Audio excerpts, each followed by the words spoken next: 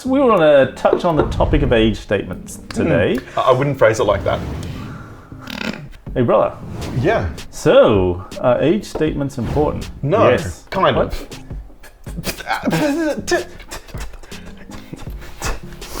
I thought we already settled this with rock, paper, scissors battle. I forgot. Age statements, I think, is something that people do pay attention to. Absolutely. And you'll see it so much where you'll pay a lot more money for that higher age statement. And understandably so in the situations. You've got to store it for longer, the risk of it fouling and all those things along the time. But I also feel like it's one that can mean many different things. Especially, and I bet you it's on there somewhere, climate. And I really find that, it comes back to that psychology. More expensive bottle must be better. Yeah. And more expensive bottles are typically expected to be older as well. If I'm at a local bottle shop and I see this 8-year whiskey and they're asking $200-300 for it, oh man, that better be something special for me to part with those dollary dues on those ones. But I would, if it was something that was much older, 18 plus years, or obviously it's quite variable depending on the distillery, I'd be more willing to part with a higher dollar price for that older bottle than I would a younger bottle. Like, I have an expectation of a 12-year Scotch of being about a certain price zone, and I ain't paying more than that. Some of the things that age statements can mean. The age on the bottle doesn't necessarily mean that it's been aged for that long. So if it's a blended age statement, for example, the age statement typically is the minimum age of a spirit that's in there. So it could also have an age statement of 18, like the ultimate 18. But then there could also be some 30 or 25-year-old in there. That's generally what it means when it's a blended age statement. I definitely think age can bring exclusivity to the bottle, because the distillery has to house it for a much longer time, and you really have to monitor that bottle as it ages, that you're trying to hit that whatever taste you're going for, because you can and sometimes change the flavor quite a lot and get more oaky if you keep continuing to age it. And I really want to add that many different countries have different regulations, rules about aging. So do be mindful of that. One country can have one rule and the other countries can have other rules. So especially in America, like Kentucky, I think there's different age statements based on the wording you use. So correct me if I'm wrong, but I think it's, if you say straight Kentucky bourbon, that's 3 years.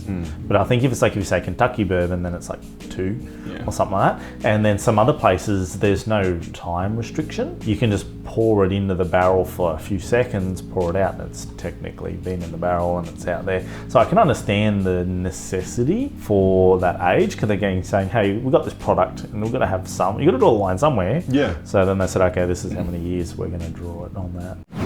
There are also just like vintages put on the bottle. Take Flood Rum, for example. That was all made and distilled and barreled at the same time. They released some at 2020, then they're also going to release some later this year, and then they're going to release the same 2020 in a few years' time. So that gives you a nice overview of what is happening to that spirit over time, because you've got the same alcohol distilled for longer and longer, and then that's probably a good way for those sort of rum and whiskey nerds out there to really sort of taste and get a hands-on comparison of what age actually does, rather than sort of, comparing a 12-year continentally aged versus a 12-year tropically aged something. They're going to be very, very different.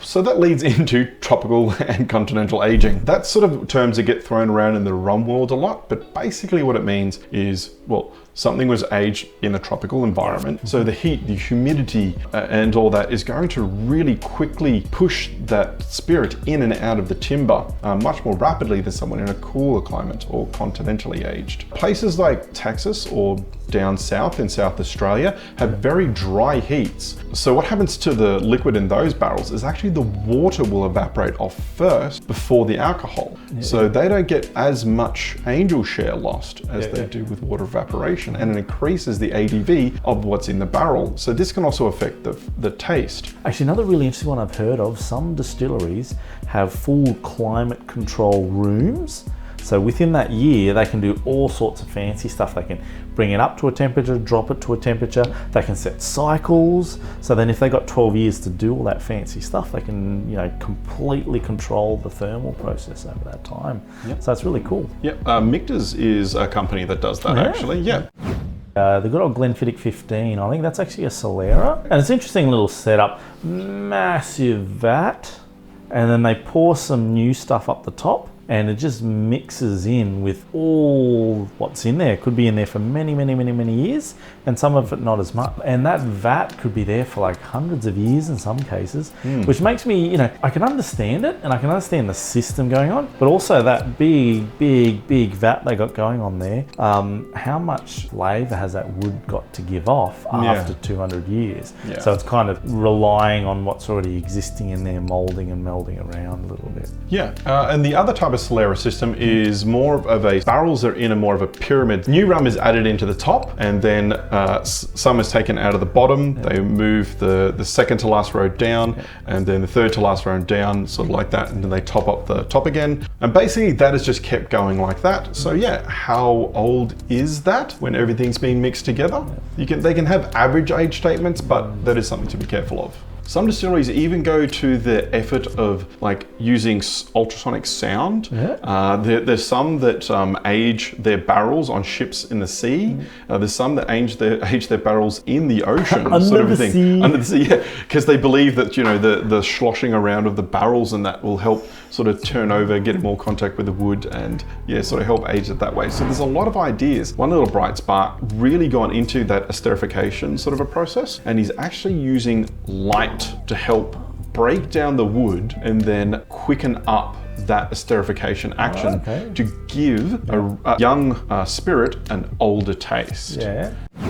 We're seeing a lot more NAS or no age statements coming out onto the market. And distilleries like Plantation Rum or Michter's won't actually put an age statement on there for that very reason. So it lets their master blender not hold age statements to be the alpha and omega, and opens up so they can do a lot more fun things, which I like. So is age or unaged better? Well, that really depends on to you. I do prefer those more lively sort of ones, so I tend to lean towards the younger age statements and that. I just find that they're a bit bolder, bit sort of a bigger punch. They go into cocktails, more fun and lively. Plus it kind of feels like just having a blind date with a bottle. You're not really sure what you're going to get, and you get to take that journey with it. And I feel like you don't want to look too poor going down I feel that like going down the rung too far, So I mean, if I'm at the bottle picking up a scotch, I typically sit around 12 years. And I really want to bring it back down to our kind of general theme: buy what you like. In taste, and don't let the number just be the dictator of it on those ones. I know it can time, the marketing sways us, and it sways us too. Like, I see a nice looking bottle in there, pretty sexy. I'm like, you're coming home with me. But yeah, just the taste buds is the final answer. In the end, buy what you like, that's for sure. Don't rely on other things like the number or the color, because color can mean so many different things. Absolutely. And if you want to learn about that, click over there and you'll see that little video. Well, brother, I think we've spent enough time on this subject. We're the High Proof Brothers.